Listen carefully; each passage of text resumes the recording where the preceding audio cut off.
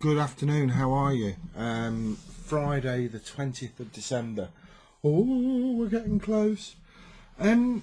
Quick one about self-talk, and it's something that I couldn't get my head around at first, but it is so important because we have the ability to program our subconscious, and this isn't really the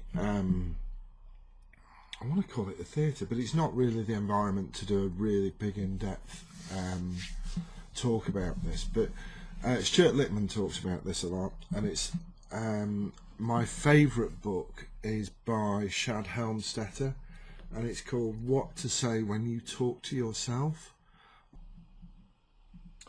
And self-talk will make the difference between whether you succeed or whether you fail. And that is a really bold, dramatic statement.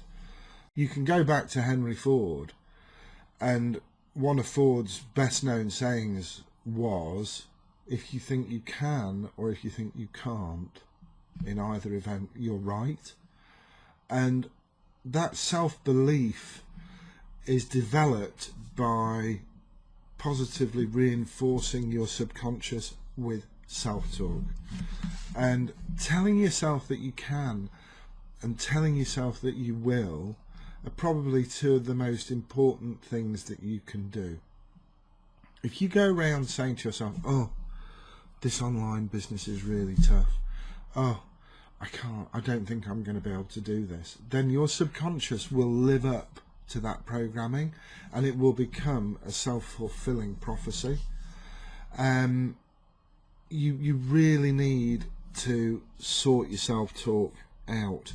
And I remember hearing a lady on stage called Polly Hearteyes, and she told a story about a young father whose wife was in hospital, and he had to stay home and look after their young child, but he still had work commitments.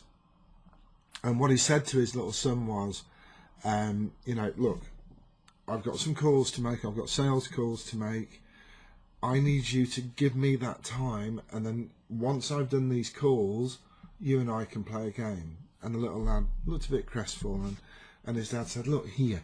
And he got the back of a magazine, and on the back of the magazine was a picture of the globe, the world, like an atlas, and he got some scissors and he cut it up, and he laid it out on the table, jumbled it all up, and he said, okay, when you've got this atlas back together with all the countries in the right place, then we can play. And the boy said, yeah, go for it. And he really took on the challenge, and he was about 3 or 4. And so Dad thought, well, that's great, I booked myself 10 minutes, 15 minutes, probably half an hour there, because he's 3, 4, he's not going to know where Smarter and places like that is. So Dad went off, and he's just starting his first call, and Dad, finished, and he went, yeah, okay. And he came and had a look, and he said, there's no way you've done this. And he looked down, and blow me, everything was in place, everything was perfect. And he said, how have you done that? You don't know where, out of Mongolia and the Russian steppes go. You don't know where Europe fits. And the kid looked at him and go, no, I don't. He said, but I turned it over, and on the other side was a picture of a man. I know where ears go, I know where nose goes, I know where eyebrows go, and that little story says to me, if you fix the man, the world will be in place. And I think it's a love. But if you can fix somebody's head, if you can fix your own head with your programming and your self-talk, the world will be put to rights. Promise you. Okay, Steve Greenhalgh, stevegreenhalgh.com, helping you create financial security through digital marketing. Take care, we'll see you tomorrow. Bye.